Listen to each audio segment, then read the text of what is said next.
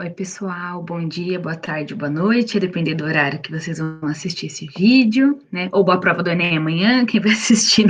Tem sempre, né, alguém que deixa para assistir um dia antes, né? Mas, brincadeiras à parte, espero que vocês estejam bem. Quero começar agradecendo a Didoné pelo convite, fiquei muito feliz de participar da oficina, porque é um pouco diferente do que eu estou acostumada, né? Vocês estão acostumados a me ver falando das competências e habilidades da prova de dissertação Enem, agora que a gente vai voltar o nosso olhar para a prova de linguagens, então para mim foi muito interessante, como fazem parte de uma mesma prova que preza por competências e habilidades e que é subordinada à Base Nacional Curricular, que norteia todos os documentos e materiais didáticos do Brasil, enfim. A prova do Enem, ela fala essa mesma língua, seja na prova de linguagens, seja na prova da dissertação. Eu vou retomar para vocês alguns pontos para vocês verem de semelhança, tá? Bom, vou começar aqui. Eu vou fazer um bate-bola entre a apresentação que eu sempre uso no Canva e o PDF para eu poder grifando algumas coisinhas para vocês. Peço desculpas por ter que ficar mudando de tela toda hora. Bom, então, hoje eu vou falar um pouquinho com vocês sobre a competência 6, né? A competência 6 traz compreender e usar os sistemas simbólicos das diferentes linguagens como meios de organização cognitiva da realidade pela constituição de significados, expressão, comunicação e informação. Então, para chegar a essa competência, entende-se, né, que o aluno, que o candidato tem essa competência quando ele tem essas três habilidades, né? Lá na aula do Marcelo que eu assisti, ele explicou super bem essa questão de relação entre competência e habilidade, acho que ficou claro para vocês, né? Acho que ele deu um exemplo de dirigir carro e falou que não é tão simples assim, eu preciso ter uma série de habilidades, e essas habilidades somadas mostram a minha aptidão, a minha competência. Então, aqui é justamente isso, eu tenho três habilidades que estão relacionadas a essa competência, né? Então, a gente vê aí no comando compreender, então, ter a compreensão dos sistemas simbólicos de diferentes linguagens, e aí eu estou falando das diversas formas como a linguagem pode se manifestar, no texto em prosa, no texto em verso, numa imagem, né? Então, entender como diferentes meios de organização cognitiva da realidade e pela constituição de significados, expressão, comunicação e informação. Ou seja, é olhar para as diversas formas de linguagem e entender como que elas se organizam, que significados elas constroem, como que isso é um objeto de expressão, né, relação traçada com o interlocutor, como isso compõe um objetivo de comunicação, que informações estão vinculadas. De maneira geral, né, é isso que essa competência preza. Quais são as habilidades? Então, que habilidades que eu preciso ter para ter essa compreensão dos sistemas simbólicos? Eu tenho que ter na habilidade 18, identificar os elementos que concorrem para a progressão temática e para a organização e estruturação de textos de diferentes gêneros e tipos. Então, vejam que eu destaquei aqui a habilidade de identificar, ou seja, saber reconhecer e identificar ali no montante do texto, e destaquei progressão temática, já já eu explico um pouquinho para vocês, tá? Analisar a função da linguagem predominante nos textos em situações específicas de interlocução. Então, aqui na habilidade 19, eu não tenho que simplesmente identificar, eu tenho que saber analisar, então, ver como essa função aparece, através de que trechos, qual função que predomina, né? A gente vai retomar um pouquinho dessa questão da função da linguagem. E a habilidade 20, reconhecer a importância do patrimônio linguístico para a preservação da memória e da identidade nacional. Então, aqui é um reconhecer, não no sentido de reconhecimento de termos, né? Porque geralmente o reconhecer, essa habilidade, quando aparece no Enem, ela é quase que referência de identificar, então saber reconhecer na prova. Aqui, na verdade, é no sentido de reconhecimento, de valorizar, extrapola a prova. Quer dizer, eu sou um sujeito que entende a importância do nosso patrimônio linguístico do português brasileiro. Também, quando eu for na parte que eu for falar especificamente dessa habilidade, eu vou retomar com vocês esse conceito, tá? Então, o que eu destaquei aqui, basicamente, foram os verbos de comando, identificar, analisar e reconhecer, e os termos, as expressões que eu vou retomar rapidamente com vocês para nos ajudar a entender como que esses conceitos aparecem na prova, tá? Então, basicamente, eu separei cada uma das habilidades, vou ver exercícios específicos sobre cada uma delas, porque elas são habilidades que trazem conceitos que se separam um pouquinho, tá? Então, a nossa primeira habilidade, que é a 18, né, que eu acabei de falar, que é identificar os elementos que concorrem para a progressão temática e para a organização e estruturação de textos de diferentes gêneros e tipos. Qual que é a questão mais importante dessa habilidade? Essa habilidade, quando ela fala aqui de elementos que concorrem para a progressão temática e para a organização e estruturação do texto, ela está falando do quê? De recursos coesivos, né? O ponto central aqui são os recursos coesivos que ajudam a progressão temática. E aqui a gente vai olhar de maneira geral, né, em vários gêneros e tipos textuais, como está colocado aqui, diferentes gêneros e tipos. Lá na prova de redação Enem, a gente olha para os recursos coesivos da dissertação, que são recursos bastante específicos, né? Então, vou usar o destart, eu vou usar o em primeiro lugar, eu vou usar o portanto, né? Tem aí uma gama de recursos coesivos, né? Vou usar sinônimos e tal, que são próprios, né? Que estão dentro do campo da modalidade formal, que são próprios do gênero dissertação. Aqui a gente vai falar de coesão da perspectiva mais geral, porque pode ser coesão, recursos coesivos de uma poesia, de uma propaganda, de uma música, de uma reportagem, então vai variar bastante, tá? Bom, para a gente pensar e entender melhor esses termos, progressão temática e esse recurso coesivo que eu estou falando que é um pouquinho diferente do que a gente está acostumado na prova de dissertação, eu trouxe esses dois conceitos para retomar com vocês. Então, entendam que todos os conceitos que eu estou retomando aqui, seja nessa habilidade ou nas outras duas, são conceitos prévios que vocês têm que ter em mente para conseguir, então, para conseguir demonstrar essas habilidades e essa competência na hora da prova. Então, são conceitos que vocês têm que guardar, tá? Imagino que nenhum desses conceitos é algo absolutamente novo, é mais uma retomada para vocês entenderem que eles são relevantes para a compreensão da competência 6. Então, vamos lá, progressão temática. A progressão temática é um procedimento utilizado pelos enunciadores para dar sequência a seus textos, orais ou escritos. Ela consiste em fazer o texto avançar apresentando informações novas sobre aquilo de que se fala, que é um tema. Um requisito para a construção do texto, conhecido por todos os falantes, é que ele tenha uma unidade temática, que mantenha o fio da meada. E, ao mesmo tempo, apresente informações novas sobre o tema. O texto progride pela articulação entre esses eixos de informação. Então, o que basicamente esse trecho do glossário Seale está falando? Quando eu falo de progressão temática, eu estou falando da ideia de um texto que tenha um fio condutor, que eu consiga acompanhar o raciocínio de quem está escrevendo. O texto, independente de qual gênero textual, sempre vai ter um tema. E dentro desse tema eu vou ter uma série de informações que eu quero veicular. Eu vou escrever, por exemplo, sobre gripe.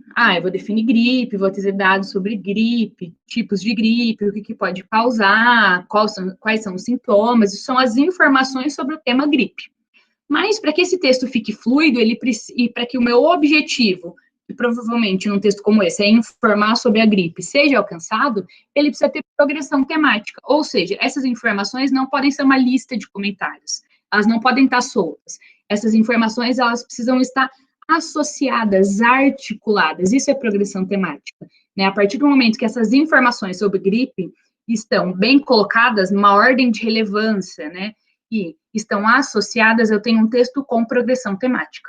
E a progressão temática, ela aparece tanto aqui, né, como um objeto de análise na prova de linguagens, quanto na dissertação. Eu sempre falo isso para vocês, é mais interessante que vocês coloquem isso aqui primeiro, já esse argumento você pode trazer em segundo lugar, né? É importante que na introdução você contextualize o tema, você não vai contextualizar o tema na argumentação, porque a pessoa tem que conhecer o tema antes de conhecer os argumentos.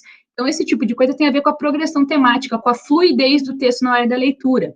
Isso é numa proposta Enem, proposta FUVEST, proposta VUNESP, proposta Unicamp, porque todo texto é escrito por um motivo. O texto do Enem eu escrevo por quê? Porque o meu corretor vai ler e eu quero tirar nota 1000.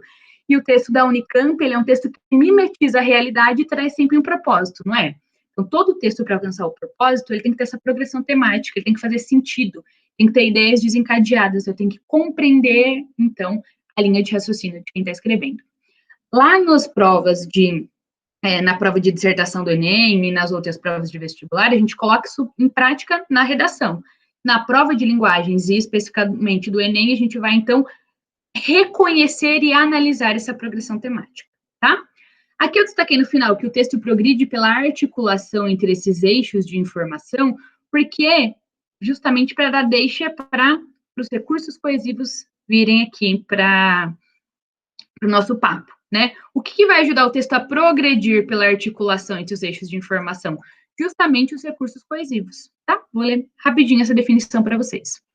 Os recursos coesivos são um conjunto amplo de mecanismos linguísticos usados para o estabelecimento de relações de sentido, para não ficar jogado, entre as partes de um texto verbal, tanto na modalidade oral quanto na modalidade escrita. Isso não muda. Se eu vou preparar uma palestra, também tem que fazer sentido, senão os palestrantes vão dormir, né? Enfim, esses recursos podem contribuir para ligar desde termos, por exemplo, lição de casa. O de é o que vai ligar lição e casa e vai atribuir um novo sentido para lição e para casa, que são palavras que não necessariamente andam sempre juntas. Por exemplo, ligando termos, dois termos.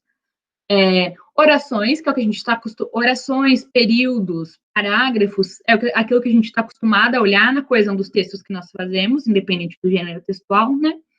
Capítulos ou turnos extensos de fala. Isso aí já voltado mais para a questão de livros ou mesmo entrevistas, né, com grandes turnos de fala. Os recursos coesivos promovem a coesão no plano nominal e no plano sequencial. Então, no plano nominal, ele vai atuar de forma central nos processos de referenciação, ou seja, de fazer referências, né, para introduzir referentes, retomá-los e reelaborá-los. Dessa forma, são criadas e mantidas cadeias de referentes necessárias para a manutenção e a progressão temática. Então, vou retomar uma informação, isso é importante para ir construindo o sentido e a progressão temática do texto. Já no plano da coesão sequencial, os recursos coesivos, eles colaboram para o estabelecimento de relações lógico-semânticas. Então, enquanto o nominal retoma termos, o sequencial, ele vai criar, então, uma sequência entre as informações, vai estabelecer relações. Essas relações podem ser relações de tempo, de oposição, de finalidade, de causa, de consequência, né? Isso do sequencial a gente usa muito nos operadores argumentativos lá na dissertação Enem, tá? Bom, trouxe para vocês verem um pouquinho na prática esses dois tipos. A coesão nominal, ela pode ser feita tanto por expressões nominais variadas, pronomes e sinônimos. Por exemplo, num texto sobre mobilidade urbana, eu cito a instalação de ciclovias. Aí, para fazer a referenciação, já que é isso que a coesão nominal faz, retomar um termo, eu posso, ao invés de repetir esse nome, né, a gente fala muito isso, que a coesão nominal ajuda a evitar repetição no texto. Eu posso citar a instalação de ciclovias como alternativa de mobilidade urbana, como isso, ou como tal providência. Então, 3 formas diferentes de retomar essa informação que veio antes. A instalação de ciclovias é importante para a cidade de Americana. Ponto. Essa alternativa de mobilidade urbana só trará ganhos para a cidade. Então, nesse conjunto aqui que eu acabei de criar, nesses 2 períodos, fica claro que a alternativa de mobilidade urbana é uma referência à instalação de ciclovias, tá? Então, pode ser o isso, que é mais genérico, ou mesmo tal providência, porque a instalação vem de instalar, então é uma providência. O tal providência tem a ver com a coesão por palavra genérica que eu já conversei com vocês. Só para retomar aqui, fazer um merchan da tabelinha, tá vendo como ela é importante até para a prova de linguagens? É nessa tabelinha aqui que nós temos essas informações, ó. Então, aqui, ó, substituição por pronomes, advérbios e verbos, né, por numerais, por sinônimos, é disso que a gente está falando, aquilo que a gente coloca na prática, né, pensando em todas as habilidades. Lembra aquela tabelinha que o Marcelo mostrou para vocês? Foi uma merchan na aula do Marcelo. Tem das habilidades das mais simples, como identificar, até as mais complexas, como criar. Então, lá na hora que nós estamos fazendo a redação, nós estamos pegando essa habilidade complexa do criar. Então, vou criar um texto e vou usar toda a coesão, né? Vou fazer uso da coesão nominal e referencial para construir um texto que seja um todo de sentido sobre o tema que me foi estabelecido. Agora, aqui na prova de linguagem, a habilidade que eu estou te pedindo é outra. É ter essa noção de coesão, né, especificamente vinculada lá à competência 6 e à habilidade 18, e que você saiba identificar como essa progressão acontece. Como que você vai me mostrar isso? A partir, né, da análise e da resolução dos exercícios. Então, de formas diferentes, vocês veem a coesão. Na forma de identificar, na prova de linguagens, e na forma de criar com base nessa coesão, fazendo uso dessa coesão como suporte na prova de redação. Lembra que eu acabei de falar que a gente ia juntar as coisas? Então, é para mostrar isso. Bom, vamos voltar, já estou me perdendo aqui. Vamos voltar aqui, então, na coesão nominal. Então, tem essa possibilidade, e tem a possibilidade também com hiperonímia, né? O que é hiperonímia? Retomando, a relação estabelecida entre um vocábulo que tem um sentido mais genérico, mais amplo, e outro vocábulo que tem um sentido mais específico, a relação entre os dois. Por exemplo, substantivo veículo, ele é hiperônimo de carro, ônibus e motocicleta. Então, eu posso usar veículo para fazer referência a qualquer um desses três termos. Isso é uma relação de hiperonímia. Isso é uma relação de coesão, porque eu posso usar veículo para retomar carro e ônibus no meu texto e, assim, construir a coesão, né? Fazer um texto fluido, que não seja repetitivo. Fica carro, carro, carro, carro. Tá bom? Então, aqui a gente falou da coesão da referenciação. Agora, a coesão, então, do estabelecimento de relações, né, que é a coesão sequencial. Ela pode ser feita pelas preposições, pelas conjunções, pelas locuções conjuntivas, pelos adjuntos adverbiais e pelas expressões que você cria no seu texto para marcar alguma relação lógico-semântica entre os componentes. Por exemplo, né, essas expressões. Na minha casa, na casa da minha avó, é uma expressão criada por você dentro de um texto para passar justamente a ideia de uma relação espacial, né? Para localizar aquela ação espacialmente. Na casa da minha avó, eu comi bolo. Então, não foi em qualquer lugar que eu comi bolo, foi na casa da minha avó. Estou criando essa relação lógico-semântica dentro do meu relato, da minha narrativa. Na hora que eu cheguei, ou na hora que eu saí, ou na minha adolescência, são expressões que marcam tempo, né? Quando a gente fala aqui de adjuntos adverbiais, locuções conjuntivas, eu posso pensar em ontem, depois, né? Posso pensar em às 2 da tarde. Todas essas expressões, todas essas palavras estão marcando espaço ou tempo e criando a coesão, trazendo uma ideia de ontem eu fiz X, hoje eu fiz Y. Eu estou trazendo uma coisa XY matemática aqui para vocês. Então, eu estou marcando temporalmente as ações, uma ação que é anterior e uma ação que é recente, que é atual, tá? Então, isso constrói a coesão, estou construindo, então, uma progressão temática, tá? Organizada as informações que eu estou trazendo, tá? Outra possibilidade de coesão sequencial. Correlação entre os tempos e os modos verbais também é um recurso de coesão sequencial. E fique atento a esses, tá bom? Não pensem só na coesão tradicional, com as palavrinhas e expressões. Por exemplo, ontem eu falei com meu vizinho para não fazer barulho depois das 22 horas. Eu já tinha falado antes, mas ele não ligou. Ó, prestem atenção nos verbos destacados. Falei e tinha falado. A relação entre o pretérito perfeito estabelecido pelo falei e o pretérito mais que perfeito pelo tinha falado, sinaliza aí uma relação temporal entre os fatos narrados e contribui para a construção da coesão. O falei, então, ontem, então quer dizer que eu estou falando no presente. Ontem eu falei, voltei um pouquinho, mas eu já tinha falado, voltei mais no tempo. Então tem uma progressão. A primeira vez que eu tinha falado, ontem que eu já falei, e hoje que eu provavelmente estou de saco cheio, digamos assim, de falar meu vizinho fazer barulho. Então tem uma progressão, e essa progressão está estabelecida entre, então, as formas temporais, né, do verbo. Outra forma também de fazer uma coesão sequencial, de dar sequência às ideias, através da pontuação, né? A pontuação ajuda muitas vezes a introduzir informações novas ou até mesmo imprimir efeitos de sentidos variados no texto, tá? É bem importante a gente prestar atenção, gente, nessa coesão, tanto de modos modos verbais quanto de pontuação, porque são coesões que aparecem bastante em textos narrativos, textos descritivos e informativos, que são os tipos de textos que aparecem nas provas de linguagem do Enem. Então, narrativas, reportagens, artigos de opinião, editoriais. Então, estejam atentos a esse tipo. Não é um tipo que a gente use tanto quando a gente vai fazer a redação Enem, que é a dissertação, mas usa na prova de linguagens, tá? Então, por exemplo, aqui, esse encadeamento de frases nominais separadas por um ponto podem construir no todo, né, do texto uma atmosfera de suspense. Então, por exemplo, as janelas rangiam a noite toda. a noite toda, sem parar. Então, aqui parecia que eu era uma pessoa que estava narrando um livro, né? Como que chama, gente? Aqueles audiobook, né? O pessoal acha que tem talento para audiobook. Mas, enfim, brincadeiras à parte. Aqui eu estou separando essas frases nominais para, justamente com essa pausa que o ponto traz para a narrativa, eu ir construindo essa atmosfera de suspense, de, putz, o que está rolando? Essa janela rangendo a noite toda sem parar, né? Então, ele desceu as escadas, né? Por exemplo. Ouviu um barulho na parte de cima, a porta bateu. Então, vou colocando essas pausas que trazem um suspense, né?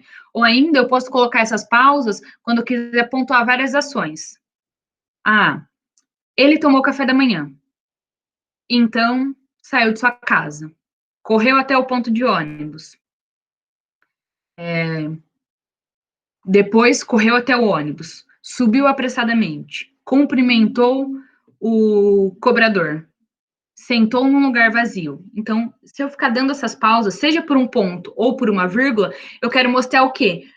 Pausadamente todas essas coisas que esse personagem está fazendo, por algum motivo, ou porque ele faz coisas demais na vida dele, ou, enfim, porque ele é uma pessoa que faz uma série de ações sem refletir, não sei, aí vai depender do todo, né? Estou isolando um período aqui.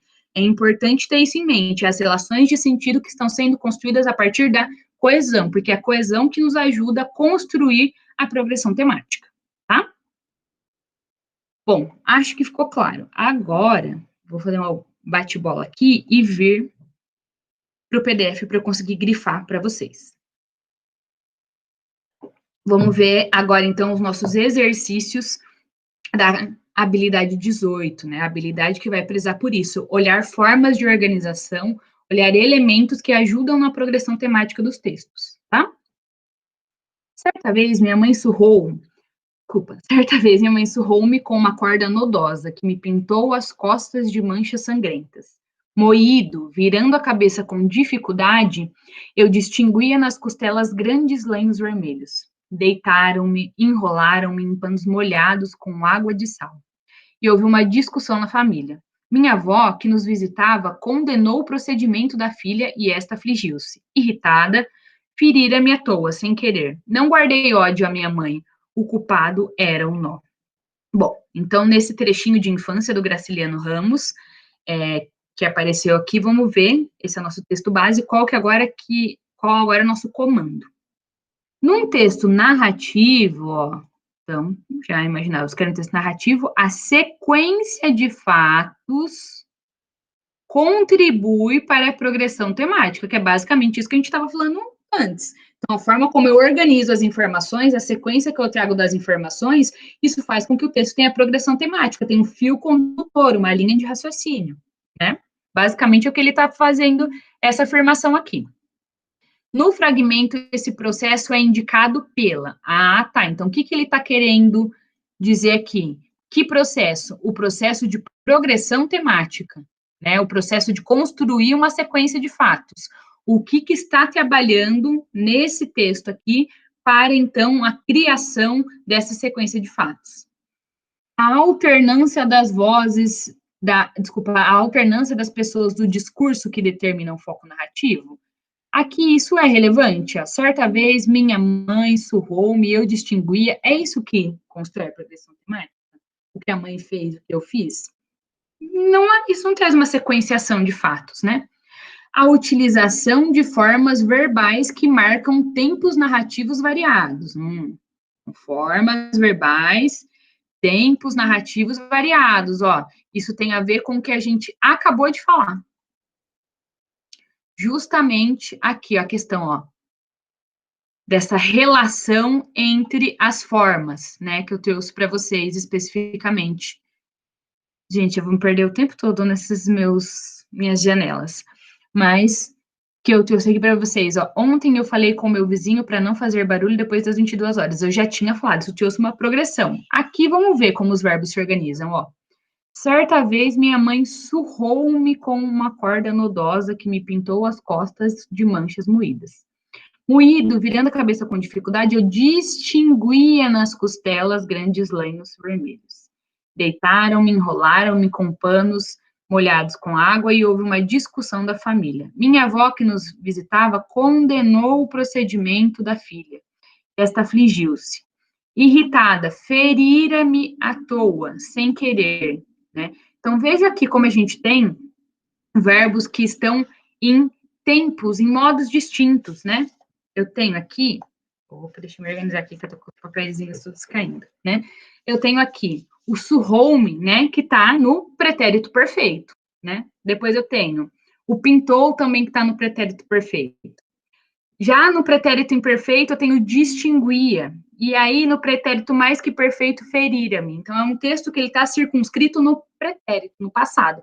Mas eu tenho 3 tipos de pretéritos sendo configurados aqui, e ao prestar atenção, ao interpretar aqui cada um desses modos verbais, eu consigo perceber a ordem dos fatos. Não aconteceu tudo ao mesmo tempo, né? E não é que não aconteceu tudo ao mesmo tempo porque as pessoas do discurso mudaram, é porque falei que era eu, Graciliano Ramos, eu lírico, ou minha mãe. Mas isso é justamente por conta dos verbos, e isso é muito comum em textos narrativos, viu, gente? É muito comum que se tenha exercícios que vão analisar a coisa no texto narrativo e que essa coisa não esteja associada aos tempos verbais, justamente porque os textos narrativos, eles vão narrar ações, narrar momentos, e vai trazer essa progressão justamente a partir das formas verbais, tá?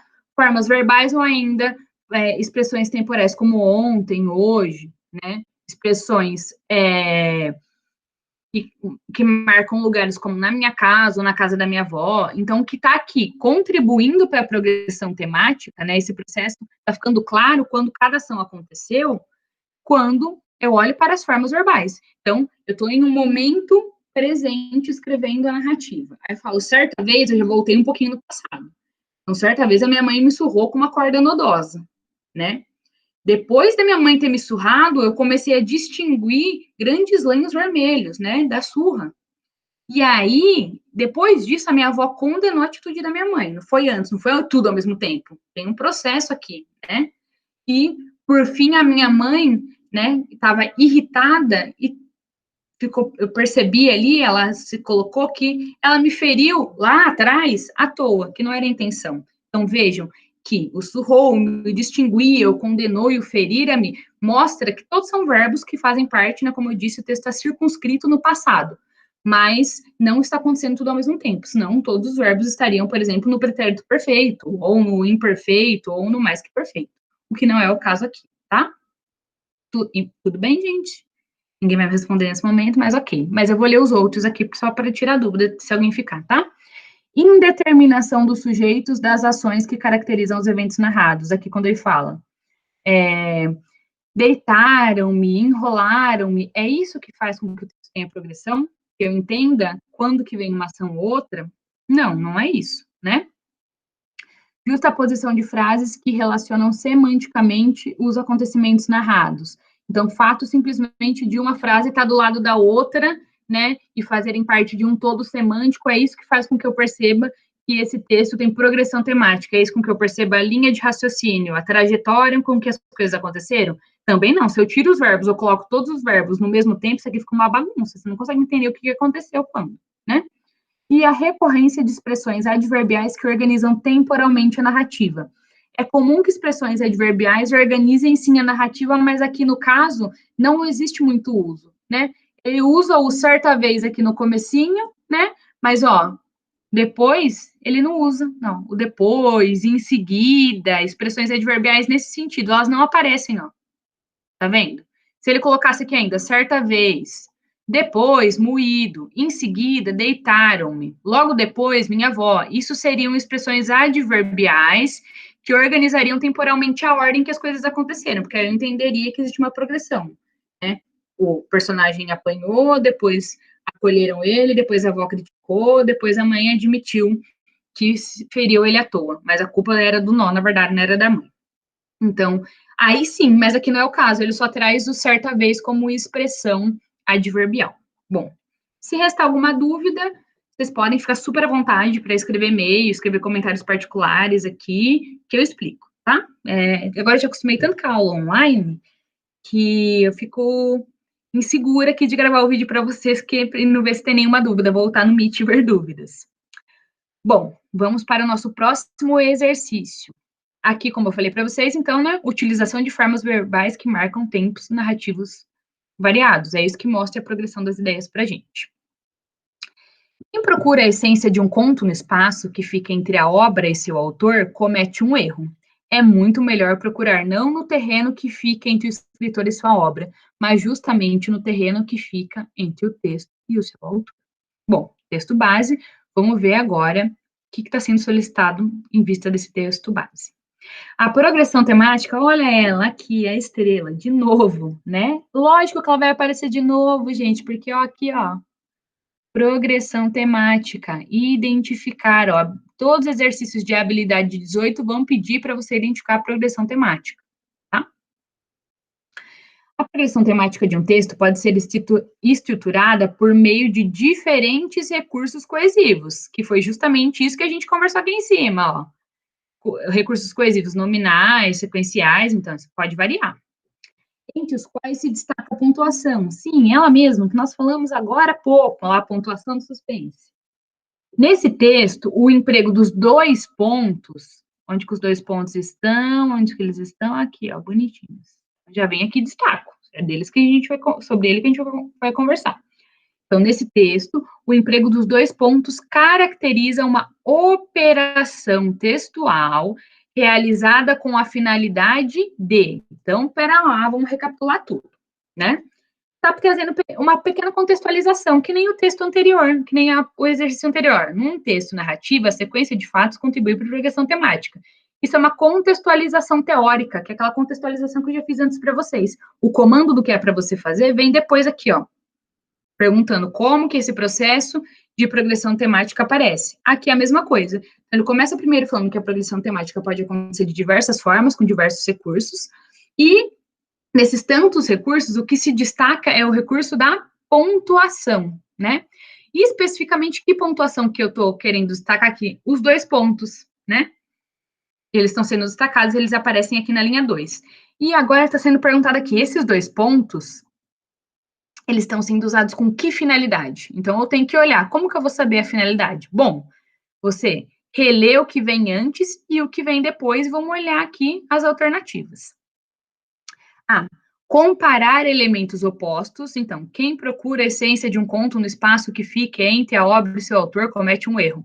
É muito melhor procurar no terreno que fica. Eu não estou colocando coisas opostas, né? Relacionar informações gradativas. Gradativas, ou seja, quando eu falo para vocês, por exemplo, apresentem o recorte temático gradativamente. Na nossa proposta dos impactos da desigualdade social na infância. Então, eu vou falar de impactos, aí depois eu vou falar especificamente dos impactos de desigualdade social, e depois eu vou falar dos impactos da desigualdade social na infância e na adolescência. Isso é gradativo. E gradativamente, paulatinamente, aos poucos, chegando no ponto. É isso que ele está fazendo aqui? Também não. Então, não tem uma ideia de estar falando de um mesmo ponto e afrouxando, né? Intensificar um problema conceitual. Aqui não está se falando de nenhum conceito em específico, logo não. Introduzir um argumento esclarecedor. Bom, quem procura a essência de um conto no espaço que fica entre a sua obra e o seu autor comete um erro. É muito melhor procurar no terreno. Esse é muito melhor, que já vem depois dos dois pontos, já sinaliza uma espécie de esclarecimento que se quer fazer. Argumento esclarecedor é justamente isso. Quando no texto eu trago algo que eu quero esclarecer. O que ele quer esclarecer aqui, é que se eu ficar procurando no conto, no espaço entre a obra e o seu autor, então, eu vou olhar para Graciliano Ramos, eu vou olhar para a infância, que é a obra que a gente acabou de ler, eu vou ficar procurando a essência na vida do Graciliano Ramos, é ali que está o significado da obra Infância. Ele está querendo dizer isso nesse primeiro período. Quem procura isso está cometendo um erro. Eu tenho que procurar não no terreno, ou seja, na relação entre autor e obra. Eu tenho que pensar justamente no texto e no seu leitor, ou seja, eu construo sentido na leitura através da relação que eu estabeleço com o texto, não com a vida do Graciliano Ramos, né? Então, o que ele está fazendo aqui, basicamente? Primeiro, ele aponta um erro, depois ele esclarece qual que é o caminho adequado. Não procure entre o autor e a obra, procure entre você, leitor, e a leitura, e o texto. Então, por isso que é, sim, introduzir um argumento esclarecedor. Ele está prestando um esclarecimento aqui depois dos 2 pontos. Bom, grifei de tudo aqui, né? E aí, assinalar uma consequência hipotética, não, porque ele não está trazendo nem consequência, nem uma hipótese aqui, tá? Vejam, gente, que, por excelência, todos os exercícios do Enem se encaixam naquele grande guarda-chuva que a gente fala, interpretação de texto. Mas cada habilidade traz um viés para essa interpretação de texto. Aqui eu estou olhando o viés da progressão temática, relação entre as partes e os termos. Aqui é a relação que foi mediada pelo que vem antes e o que vem depois dos 2 pontos. Que relação que foi estabelecida? É uma relação de um argumento esclarecedor, tá? Espero que tenha sido esclarecedor. Bom, vamos olhar agora o terceiro exercício, que vai olhar, de novo, para a progressão temática. Deixa eu colocar aqui. Gripado, penso entre espirros em como a palavra gripe nos chegou após uma série de contágios entre línguas. Partiu da Itália, em 1743, a epidemia de gripe que disseminou pela Europa, além do vírus propriamente dito, 2 vocábulos virais, o italiano influenza e o francês grippe. O primeiro era um termo derivado do latim medieval influentia, que significava influência dos astros sobre os homens. O segundo era apenas a forma nominal do verbo griper, isso é, agarrar. Supõe-se que fizesse referência ao modo violento como o vírus se aposta do organismo infectado. Aqui o nosso texto base, né, sobre gripe, que coisa para esse momento, né? Para se entender o trecho como uma unidade de sentido, unidade de sentido, é preciso que o leitor reconheça a ligação entre os seus elementos. Então, o que é reconhecer a ligação entre os seus elementos? É reconhecer a progressão temática do texto. Nesse sentido, a coesão, que é a nossa amiga, que ajuda a construir a progressão temática, é construída predominantemente pela retomada de um termo por outro e pelo uso da elipse. Então, coesão construída pela retomada de um termo pelo outro. Então, aqui a gente está falando especificamente da coesão nominal, vai fazer referência, que vai fazer retomada, e aqui mais especificamente pelo uso da elipse. Essa questão, gente, ela é um pouquinho mais difícil do que as questões anteriores, porque aqui eu faço uma interpretação, essa daqui, né, dos 2 pontos, e a anterior do Graciliano também, é mais uma percepção de leitor em vista dos modos ali do verbo. Eu consigo entender que os verbos trazem uma sequência temporal, mesmo que eu não saiba dizer qual que é pretérito mais que perfeito, pretérito imperfeito. Aqui já pega num ponto importante. Se você não sabe que é elipse, você não vai conseguir fazer essa questão. Por isso que é importante retomar todos os recursos coesivos e conhecê-los. A nossa tabelinha de coesão, que eu vou fazer uma propaganda de novo, eu trago a elipse aqui para vocês. A tabelinha de coesão, né, textual, mais especificamente a coesão referencial, né? Então, aqui ele está falando do uso da elipse. Então, é isso que é o nosso ponto aqui de atenção. O fragmento do texto em que a coesão por elipse do sujeito. Então, aqui quer saber em que momento que houve a elipse do sujeito. O que é elipse mesmo? Elipse é quando eu oculto o termo e, mesmo que ele esteja ocultado ali, o meu leitor ele consegue entender minha linha de raciocínio. Não é necessário que eu repita esse sujeito. Então, aqui eu tenho que analisar em que momento do texto tem a elipse do sujeito. Então, vamos lá. A palavra gripe nos chegou após uma série de contágios entre línguas. É legal voltar no próprio texto e ver ali, principalmente quando é para achar referente e tal, para você não se confundir. Então, aqui, ó. Gripado, penso entre espirros em como a palavra gripe nos chegou após uma série de contágios entre outras línguas. E aí, se a gente está pensando em sujeito, como que faz para achar o sujeito? Vamos olhar para o verbo, que é o caminho mais certo. O que nos chegou após uma série de contágios entre as línguas? A palavra gripe, ou seja, o sujeito está aqui lindo e maravilhoso, não tem elipse nenhuma, não é essa. Partiu da Itália em 1743 a epidemia da gripe. Aí a gente olha aqui de novo, né? Se bem que não tem nenhum contexto anterior, eu podia ter olhado ali embaixo mesmo. Mas, enfim. Verbo, partiu. Quem que partiu da Itália em 1743? Olha, é ela, a epidemia de gripe, ou seja, o sujeito está aqui firme e forte, não foi elipsado, não foi retirado. Bom, o primeiro era um termo derivado do latim medieval influentia, que significava influência dos astros sobre os homens. Vamos olhar a ceia de junho. O segundo era apenas a forma nominal do verbo griper. Gente, não sei como que pronuncia, tá? Tô passando essa vergonha aqui que está gravado e registrado, tá?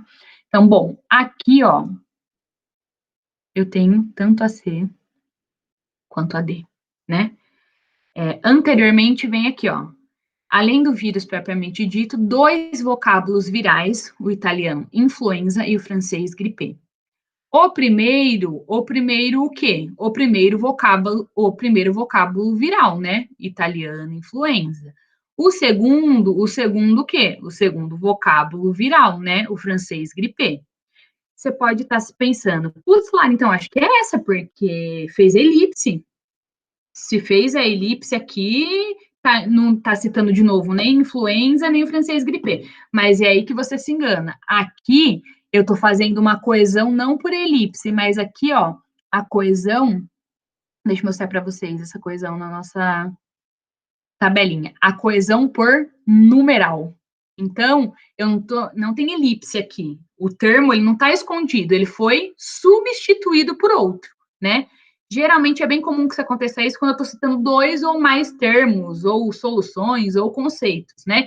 Então, aqui eu não tenho um sujeito que está oculto, retirado, que foi feita elipse, né? Não vou falar oculto, sujeito oculto é outra coisa. Mas, enfim, eu não tenho uma elipse, não foi retirado o termo da frase, né? Aqui, quem é o sujeito? O primeiro. E o primeiro é um numeral que faz referência à influenza. O segundo é um numeral que faz referência ao francês. Então, as duas frases têm sujeito. Não tem elipse nenhuma. Elipse é como quando eu mostrei aqui para vocês na tabelinha, ó. Os alunos da etnia ticuna escreveram textos sobre sua língua, e os da etnia terena sobre as histórias de seus avós. Esse símbolozinho aqui, ele representa a elipse, que é a posição vazia. Eu tirei o termo, tá? Então, aqui, ó, os alunos da etnia ticuna escreveram sobre sua língua, e os alunos da etnia terena escreveram sobre as suas histórias. Então, não é que eu usei uma outra palavra para substituir. Não é essa a questão. Elipse é quando eu não uso palavra nenhuma, tá? Nessa altura do campeonato, já sabemos que só pode ser a E, porque foi a que sobrou, mas vamos entender por que é a E, né? Então, a E tá aqui, ó. Supõe-se que fizesse referência ao modo violento como o vírus se aposta do organismo infectado. Vamos procurar nosso sujeito. Como que a gente procura? Através do verbo. Supõe-se que fizesse referência. Quem que a gente supõe que fizesse referência ao modo violento como o vírus se aposta do organismo infectado? Tá aqui. O que eu suponho que fizesse referência? Não está. Onde que eu vou localizar o que supõe que fizesse referência ao modo violento como o vírus se aposta no organismo infectado? Justamente no trecho anterior, ó. Vamos voltar lá. O segundo era apenas a forma nominal do verbo griper, isto é, agarrar.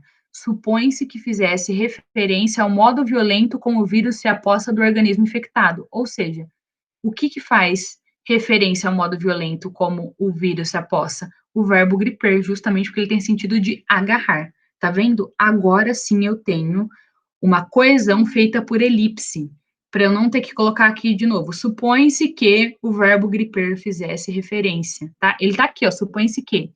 Antes do fizesse, como se ele tivesse aqui no meinho, com aquele desenho da posição vazia. Isso é elipse. Eu não coloquei nenhuma palavra no lugar. Eu tirei esse termo, eu consigo entender essa frase quando eu olho para o trecho anterior, que é onde está o termo a que eu estou fazendo referência, tá? Como uma posição vazia. Acho que desses três que nós vimos, esse é o mais complicadinho, Porque, como eu disse, ou você sabe o que é elipse, ou você não sabe, e aí, se você não sabe, você não consegue fazer. Não tem como dar um achismo aqui, não. Por isso que é importante, guardem o que é elipse, tá? Tudo que eu retomar aqui de conceito é importante que vocês guardem para ter subsídios para fazer a prova, principalmente, principalmente não, obviamente que eu estou falando só da competência 6, tá? Bom, então aqui o supõe-se. Agora vamos olhar para a habilidade 19 da competência 6. Deixa eu passar por aqui, bonitinho. E voltar a apresentar. Essa é a hora que vocês põem no duas vezes no YouTube, para ir rápido, né? Bom, já a nossa habilidade 19 tem a ver com analisar, ou seja, lançar um olhar analítico, saber ver, saber compreender como que está funcionando, a serviço de quê que está aparecendo. Então, ter o olhar analítico é isso, né? Então, quando eu vou analisar algo no laboratório, lá vai eu falar exemplos de coisa que eu não entendo. Eu não vou simplesmente chegar lá e identificar, uau, tem um material genético aqui. Eu vou analisar, vou entender o que tem por trás daquele material. Então, analisar já é um pouquinho mais complexo do que simplesmente reconhecer e identificar, tá? Então, o que a gente vai analisar aqui? A função da linguagem predominante nos textos em situações específicas de interlocução. Então, aqui, para essa habilidade, é importante que a gente tenha o pré-requisito de saber quais são as funções da linguagem. Funções da linguagem aparecem bastante na prova de linguagens, então tem que saber o que é. Ó, recurso coesivo, progressão temática e função da linguagem, anote aí no seu caderninho de revisão, enfim, porque isso tem que estar na ponta da língua, tá? Esse predominante é muito importante, porque às vezes, dentro de um mesmo texto, a gente tem mais de uma função da linguagem.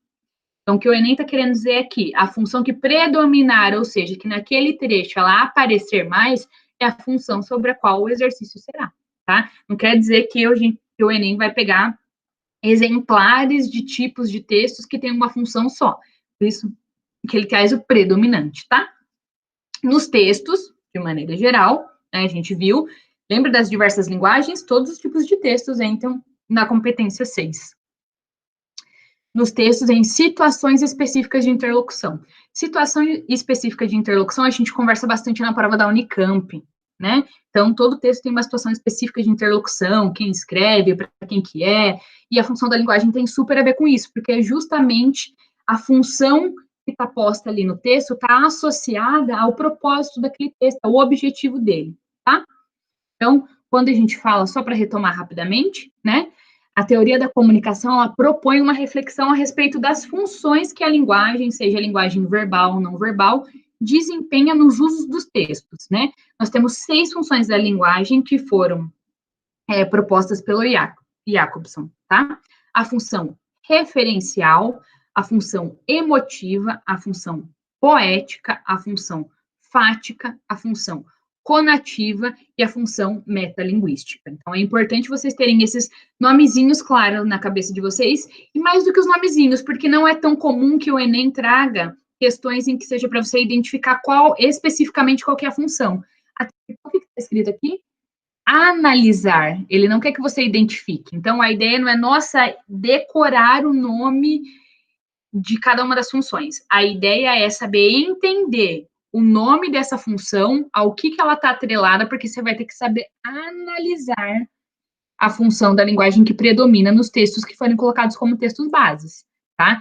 Então, o importante aqui é isso. Eu não tenho que decorar que tem, não vai aparecer uma questão. São 6 as funções da linguagem propostas por Jacobson. Qual a alternativa que traz essas 6? Não é esse tipo de questão que vai aparecer no Enem. É a questão falando, nesse texto predomina a função poética. Em que trecho que isso fica claro?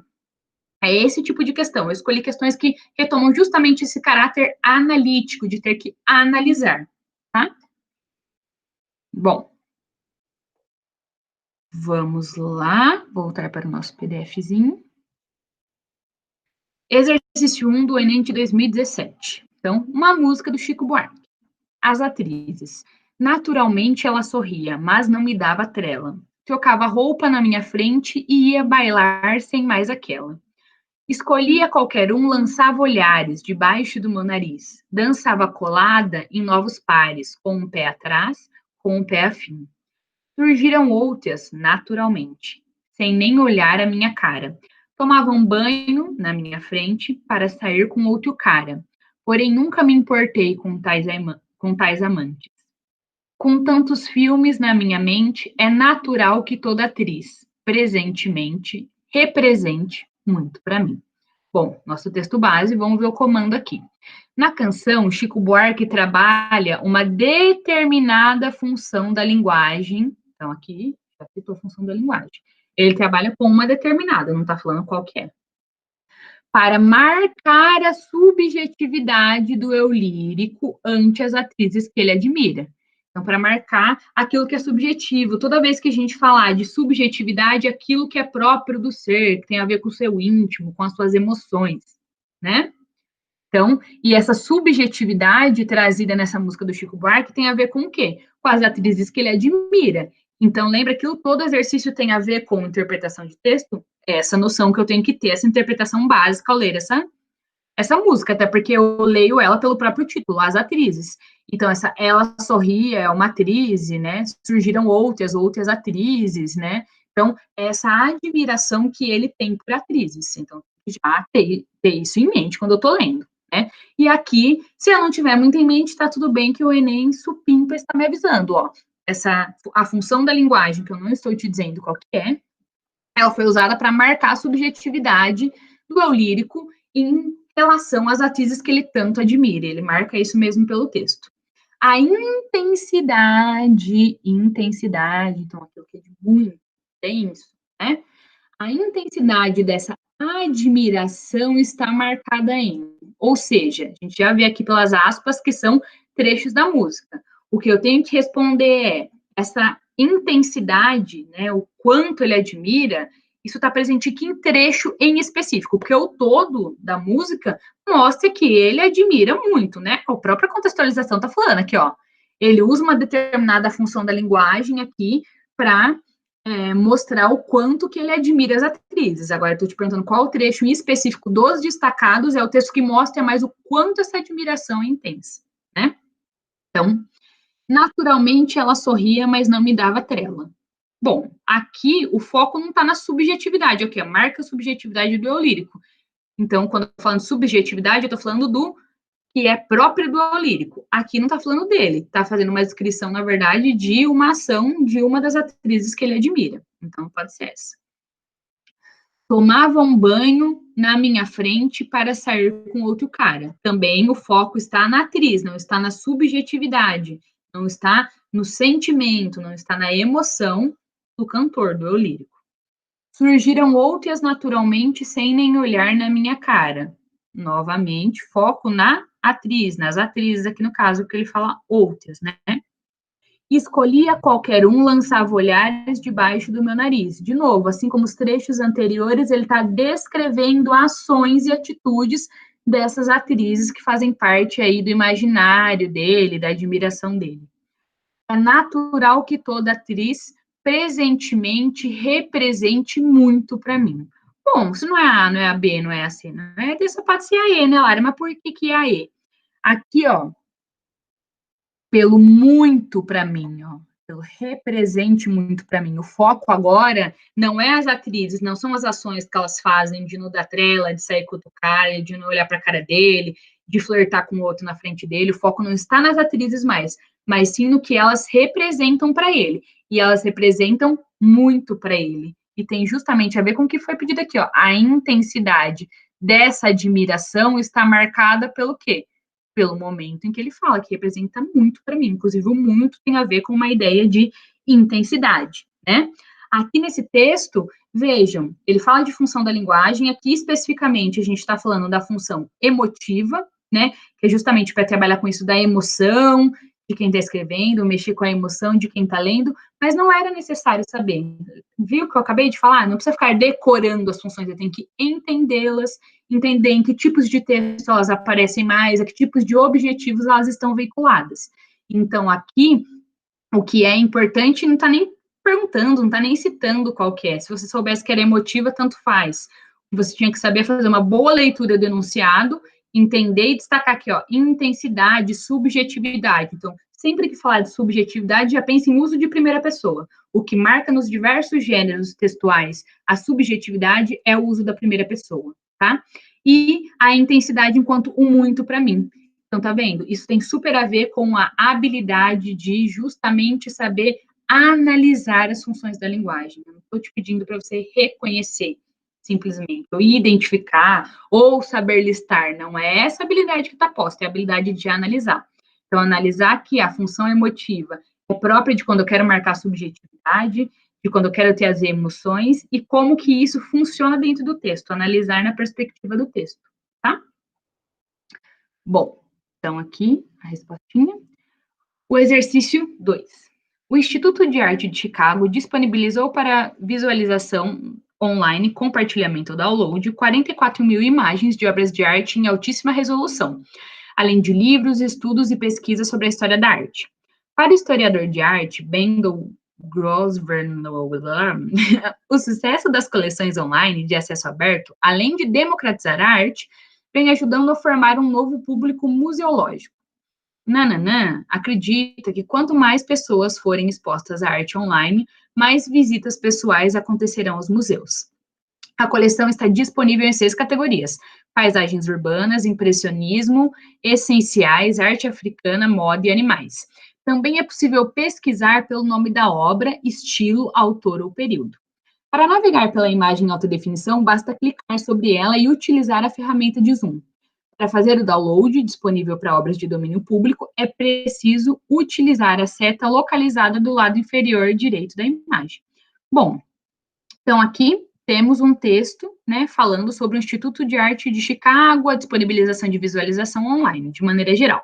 Vamos olhar para o nosso comando.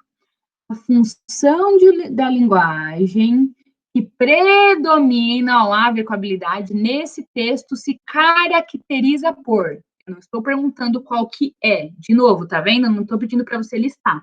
Eu estou pedindo para você analisar a característica dessa função da linguagem e associá-la a esse texto em específico.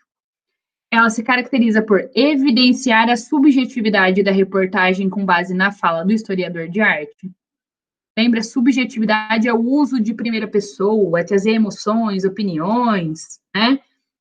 É essa característica maior, essa característica que predomina nesse texto, predomina está na maior parte do texto. É isso. Não, e aqui eu não estou nem querendo marcar a subjetividade desse historiador de arte, né? Eu estou querendo, eu sou a revista Bula, né? Quem escreveu não está querendo isso, ele é um argumento de autoridade, ele está explicando as informações. Então, show, não é subjetividade. Convencer o leitor a fazer o acesso online, levando-o a conhecer obras de arte. Convencer, isso aqui é uma palavra importante. Por acaso está lançando mão de argumentos? Porque quando eu quero convencer alguém, eu lanço mão de argumentos, da tipologia argumentativa, né? Então, está lançando mão disso? Não, então não é convencer o leitor. Informar sobre o acesso às imagens por meio da descrição do modo como acessá-las. Então, deixa eu grifar tudo aqui. Opa, já vamos todas, né? Informar sobre o acesso às imagens por meio da descrição do modo como acessá-las. Então, aqui, ele é um texto informativo, não é? Não estou informando, ó. O Instituto de Artes disponibilizou X quantidade de artes, o historiador de arte acha isso relevante, essa coleção está disponível em X categorias, ela pode ser acessada pelo nome da obra, do estilo do autor. Para navegar pela imagem, basta clicar em X lugar. Para fazer download, tem que fazer isso. Não é uma série de informações sobre essa iniciativa do Instituto de Arte de Chicago? Sim, né? Já sabemos que essa é a resposta. Então, ó, informar sobre o acesso às imagens por meio da descrição de modo como acessá-las. Mas vamos tirar a dúvida? Vamos ver a D aí? Estabelecer interlocução com o leitor, orientando a fazer o download das obras de arte. Então, vamos lá. Quando eu falo de estabelecer interlocução, isso aqui a gente sabe bastante porque a gente conversa nas aulas da Unicamp. Quando eu estabeleço interlocução, é aquela interlocução marcada. Tem algum momento de conversa com o leitor aqui? Talvez as pessoas possam se confundir aqui, ó. Nesse trecho em que fala, para navegar pela imagem em alta definição, basta clicar sobre ela e utilizar a ferramenta para zoom. Pode ser que as pessoas se confundam por isso, mas aqui não tem uma interlocução marcada, tem só uma explicação, uma sequência explicativa de como fazer o navegar na imagem por alta definição. Não tem uma interlocução direta. Então, para navegar pela imagem em alta definição, você deve clicar em, né? Em seguida, clique em X lugar. Né? Para fazer download, é importante que você, eu não estou trazendo aqui instruções, não está sendo estabelecida uma interlocução. Está escrito aqui no formato de um texto informativo mesmo. Tá? Enaltecer a arte, buscando popularizá-la por meio da possibilidade de visualização online. Não, aqui não tem nenhum momento de enaltecimento da arte, é pura e simples informação, né? Quando a gente está falando aqui pura e simples de informação, a gente fala da função referencial da linguagem, que é justamente a função que tem um caráter informativo, que é justamente o que esse texto está fazendo. Está informando sobre uma iniciativa, tá?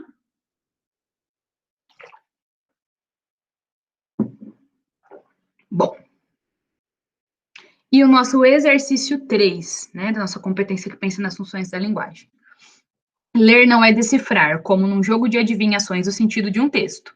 É partir do texto, ser capaz de atribuir-lhe significado, conseguir relacioná-lo a todos os outros textos significativos, para cada um, reconhecer nele o tipo de leitura que seu autor pretendia e, dono da própria vontade, entregar-se a essa leitura ou rebelar-se contra ela, propondo uma outra não prevista. Então, esse trecho, né, da Marisa Lajolo foi colocado como material base. Vamos ver aqui o nosso comando, a nossa proposta aqui de exercício.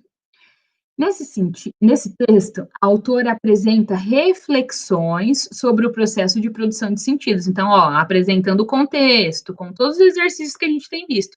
Sempre começa com uma contextualização, os exercícios do Enem, mas quem sou eu para falar isso? Vocês já perceberam essa altura que eu sei que vocês são caracas de fazer. Valendo-se da metalinguagem. Olha aqui, ó, metalinguagem é uma das funções da linguagem. De novo, o Enem não quer que você decore e liste, ele acabou de te falar que função que está aqui, tá? Essa função da linguagem torna-se evidente pelo fato de o texto.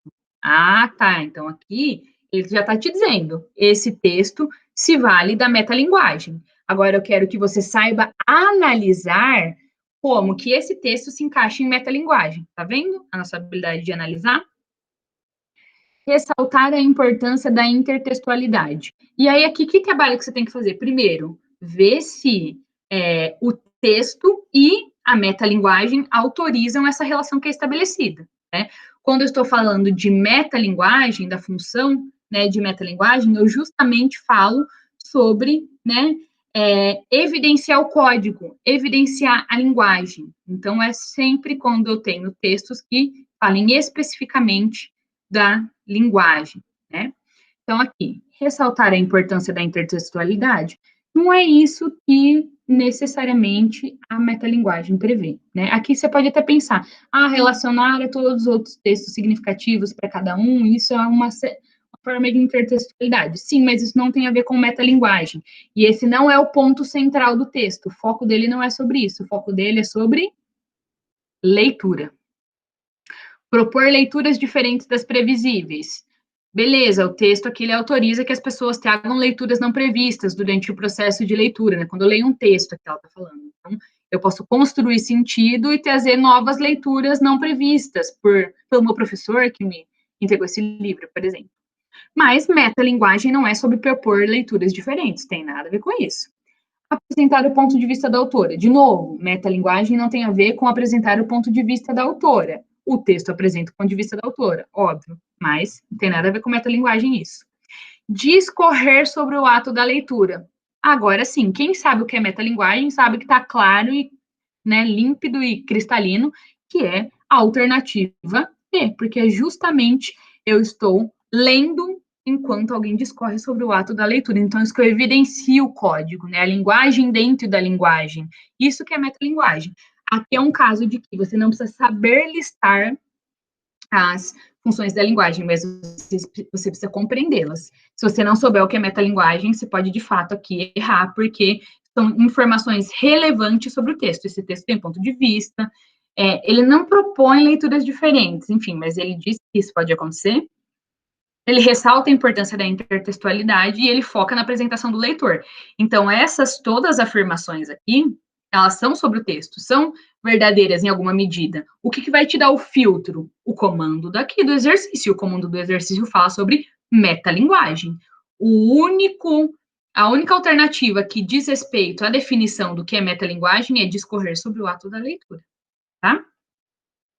Bom, bonitinho aqui, coloridinho. Agora vamos para a nossa última habilidade, que é a habilidade 20. Então, já vimos a questão da progressão temática e dos recursos coesivos na habilidade 18. Na habilidade 19, a questão da análise das funções da linguagem predominantes, então, analisar o texto, né? E agora, deixa eu passar aqui. Agora a gente vai para a habilidade 20, que é reconhecer a importância do patrimônio linguístico para a preservação da memória e da identidade nacional.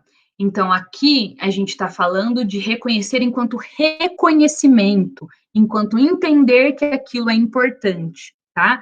Ai, eu gosto de ser reconhecido pela minha família, eu gosto que minha família reconheça os meus esforços estudando, é reconhecer nesse sentido, não reconhecer no sentido de identificar palavras no texto, tá? Então, aqui a habilidade 20, ela diz respeito ao fato de você ter a habilidade de entender que o nosso patrimônio linguístico, ele é super importante, entender a língua como um patrimônio linguístico, né? Entender a língua como importante para que a gente preserve a memória e a identidade nacional. Então, compreender isso, a língua como parte da cultura, da identidade, da preservação da memória. E quando a gente fala aqui de língua, é muito importante que a gente pense nas variedades linguísticas. Aqui não vai entrar em textos dessa habilidade, e já não entra na prova do Enem de maneira geral, só textos do português culto, tá? Então, tem vários momentos em que as variedades linguísticas são trabalhadas. Aqui, a gente vai pensar em variedade linguística, em patrimônio linguístico, mais especificamente uma coisa mais geral, mas tem outras competências e habilidades do Enem que tem a ver especificamente com reconhecimento de variedade linguística, tá? Então, isso é bem importante estar antenado na questão de preconceito linguístico, variedades linguísticas e patrimônio linguístico, que é o que especificamente a gente vai ver agora. Então, sobre essa habilidade, ela tem o foco no reconhecimento da importância do patrimônio linguístico e o que significa isso, que eu já falei 500 vezes. Significa entender que o português brasileiro, ele é resultado de um processo que ainda está em curso de mudança linguística, e esse processo de mudança linguística é provocado pelo contato com outras línguas e culturas. Isso começou desde lá, desde a colonização, né, com a chegada dos portugueses no Brasil. A partir daquele momento, a língua ela já começa a se diferenciar pelas misturas que nós tivemos com os indígenas, com os negros que foram escravizados, com os europeus de diversos países que vieram para cá. Então, esse é um momento de uma mudança linguística muito grande, mas essa mudança ela vai acontecendo o tempo todo, né? Quando a gente coloca novas palavras na língua, né, por exemplo, gírias, então a língua ela se transforma dia a dia, né? Inclusive, às vezes, algumas palavras se tornam palavras dicionarizadas, por exemplo, self, era uma palavra que era própria do inglês e tinha um significado específico. Hoje, essa palavra ela já tem um outro significado aqui, de uma foto que a gente tira com a câmera, esqueci não, frontal, é isso? Se não é, ignora. Então, já é uma palavra que veio de outra língua e proporcionou uma mudança linguística, né? Então, é esse reconhecimento de que a língua, que o português brasileiro, ele se transforma a todo momento e que ele tem que ser preservado. E esse preservado envolve também não pensar só nas formas cultas, é reconhecer o português do dia a dia, o português do cotidiano, as variedades linguísticas. Bom, vamos ver como isso aparece mais especificamente nos exercícios.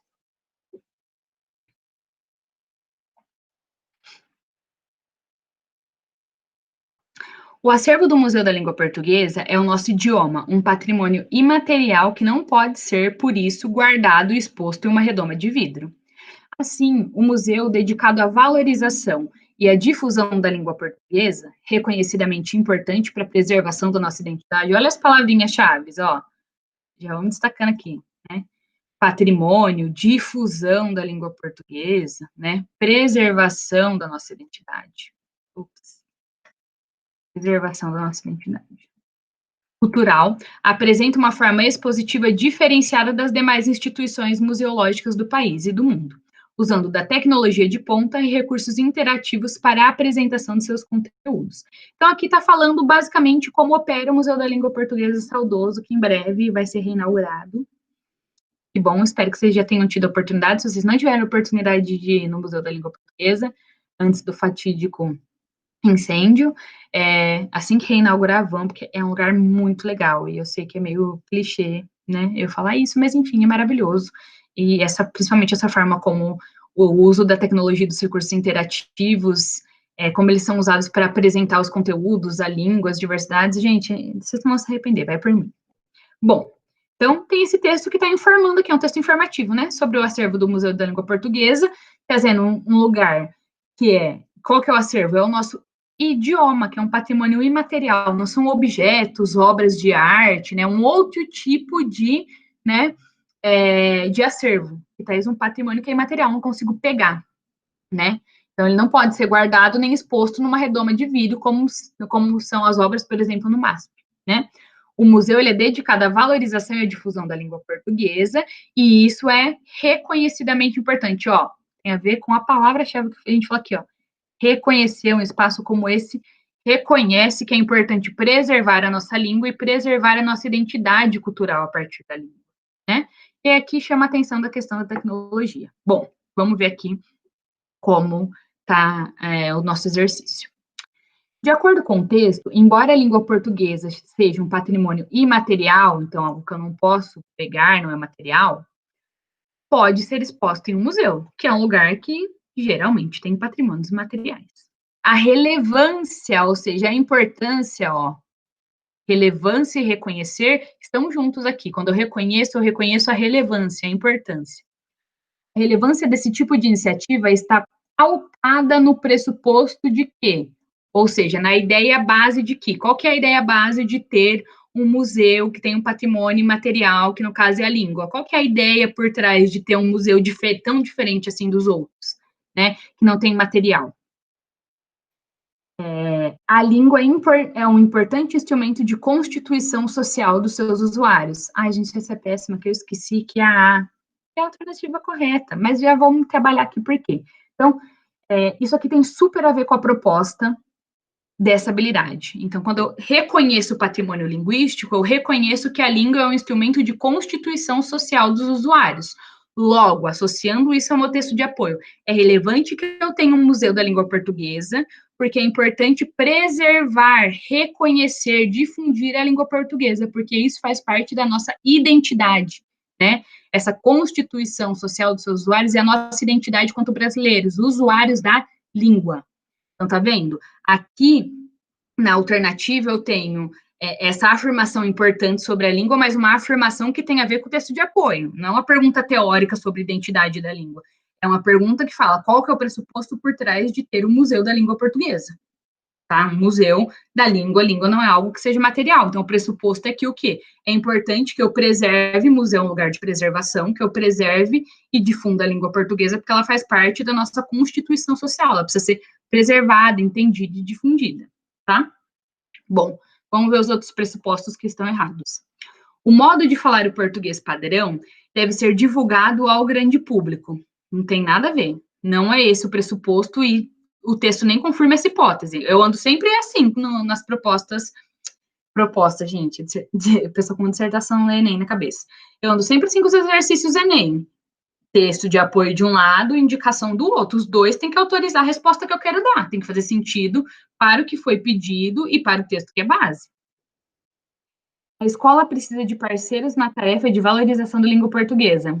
Não fala de escola, de conhecimento formal, não. O contato do público com a norma padrão solicita o uso de tecnologia de última geração. Não. Ele está falando aqui que são recursos interativos para apresentar os conteúdos, não está falando nada de norma padrão, que as pessoas precisam da tecnologia para entender norma padrão. As atividades lúdicas dos falantes com sua própria língua melhoram com o uso de recursos. Também não é isso, né? A atividade lúdica do falante com a própria língua é isso, de transformar a língua, ela está em constante transformação, que é aquilo que eu falei para vocês, mas melhoram com o uso de recursos? Não, a ideia daqui não é melhorar a interação das pessoas com a língua, mas, na verdade, é difundir e reconhecer a importância de preservar a nossa identidade através da língua. Então, não pode ter nenhuma dessas. Ok, e o nosso exercício... aqui ficou com o número 3, me desculpa, exercício 2. São só 2 exercícios que eu trouxe dessa competência, até pelo avançar do tempo. Se um dia nós se gostasse, se um dia nós queresse, se um dia nós dois se empareasse, se juntinho nós vivesse, se juntinho nós dois morasse, se juntinho nós dois dormisse, se juntinho nós dois morresse, se pro céu nós a subisse, mas porém se acontecesse de São Pedro não abrisse a porta do céu e fosse te dizer qualquer tolice, e se eu me arriminasse e tu com eu insistisse, para que com eu me resolvesse, e a minha faca puxasse, e o bucho do céu furasse, talvez que nós dois ficasse, talvez que nós dois caísse, e o céu furado arriasse, e as virgens toda fugisse. Então, um trechinho, né, de uma música do Cordel de Fogo Encantado, um grupo bem bacana, não sei se vocês conhecem, fica a dica aí também. Bom, o poema, então, música enquanto poema, foi construído com formas do português não padrão, que fica muito evidente logo desde o primeiro verso, né? Pelo uso do nós, né? Pelo, aqui, ó, os de juntim, marcado pela oralidade, né? Bucho, talvez, enfim, todo o texto é constituído, de fato, com formas de português não padrão, ó, de novo, ao contexto do exercício. Tais como legitimam-se na construção do texto, pois, ou seja, esse texto ele é construído em formas do português não padrão. Essas formas de português não padrão, elas estão legitimadas na construção desse texto. Por que elas estão legitimadas na construção desse texto? Né? Porque elas revelam o bom humor do eu lírico do poema. Então, eu estou usando uma norma não padrão porque elas revelam humor? Não tem aqui. Não é um conto de um caos, por exemplo, que usa norma não padrão. Não revela um bom humor. E também eu tenho que ter aquele pressuposto que eu falei antes, de reconhecer o patrimônio linguístico, reconhecer as formas padrões e não padrão. Então, a pessoa que coloca aqui, revela um bom humor do lírico do poema, acha que toda vez que eu for usar o português não padrão é para fazer piada de Zorra Total. Isso tem muito a ver com preconceito linguístico, com ridicularização. Então, quem coloca a alternativa A já é a pessoinha que tem o pezinho no preconceito linguístico, precisa se reconstruir aí. Que acha que sempre é um caráter de humor para fazer rir. Estão presentes na língua e na identidade popular, revelam as escolhas de um poeta não escolarizado, tornam a leitura fácil de entender para a maioria dos brasileiros e compõem um conjunto de estruturas linguísticas inovadoras. Bom, vamos lá. Eu uso o português não padrão porque eu vou trazer uma estrutura linguística inovadora? Não, porque ele faz parte do uso corriqueiro cotidiano, não há nada de inovador. E esses usos são permitidos em poemas, em músicas, o que a gente às vezes chama de liberdade poética. Então, não tem nada de inovador. Torna a leitura fácil de entender para a maioria dos brasileiros? Não, está subordinado a ser fácil ou não, né? Para as pessoas acessarem, senão assim a gente não teria documentos oficiais e outros documentos de norma padrão. A ideia aqui não é e também partir do pressuposto que a maioria dos brasileiros tem essa variação linguística. Não. Revelam as escolhas de um poeta não escolarizado. Não quer dizer que necessariamente quem escreveu, né, quem fez essa composição do Cordel de Fogo Encantado é uma pessoa não escolarizada. Ela pode querer representar um falar diferente, não um ser escolarizado, tá? Estão presentes na língua e na identidade popular. Vocês viram que eu li tudo, né, para não falar a B de cara. É exatamente isso. Quando eu reconheço que existe um patrimônio, gente, enfim, quando eu reconheço que existe um patrimônio linguístico, eu reconheço que existe o português padrão e o não padrão, e que o não padrão está presente na nossa língua, está presente na nossa identidade popular, que tem uma mudança linguística em curso, isso faz parte, isso é legitimado, né? Não é legitimado num documento oficial, mas é possível de ser usado, sim, no dia a dia, no falar, na escrita, no cordel, né? Na música, na poesia, nas peças de teatro, nas narrativas de maneira geral. Então, estou reconhecendo que essa é uma forma de falar, uma forma do português não padrão, que está, sim, presente na língua, não tem nada de inovador, isso já está presente na nossa língua, e que faz parte da identidade popular, porque eu reconheço o patrimônio linguístico, eu reconheço, olha lá, voltando para a habilidade, eu reconheço a língua como parte da nossa identidade. Tá vendo? Como tudo volta, espero que eu tenha deixado isso claro, todos os exercícios voltam para a habilidade e o pressuposto de cada habilidade. Então, aqui estão presentes na língua e na identidade popular. Bom, pessoal, é isso. Espero que vocês tenham gostado da aula, que tenha sido esclarecedor para vocês. Espero que eu tenha ajudado vocês a compreender qual que é a competência 6, quais são as habilidades dessa competência. A gente viu que cada habilidade tem, só para dar uma recapituladinha, cada uma das habilidades da competência 6, que são 3, né? Vocês já perceberam com os outros professores, que algumas têm mais ou menos habilidades, mas a competência 6 tem 3, por isso que eu quis trazer especificamente já as 3 para vocês, trabalhá-las. Então, tenho 3 habilidades, e cada habilidade tem alguns conceitos específicos que eu tenho que ter, né? Eu tenho que reforçar durante o meu estudo e ir com eles em mente durante a prova. Na primeira competência que a gente, na primeira habilidade que nós trabalhamos lá na habilidade 18, questão de progressão temática e recursos coesivos, e que eu vou usar na minha prova de redação, né? Depois, na habilidade 19, a noção de funções da linguagem, que aparece bastante, eu preciso saber, analisar, comparar, olhar ali nos textos as funções da linguagem, e, por fim, a noção do patrimônio linguístico, de entender a língua como parte da identidade que tem que ser aceita e preservada. Né? Então, são 3 pontos muito importantes que vocês têm que incorporar e ter noção na hora de fazer a prova do Enem.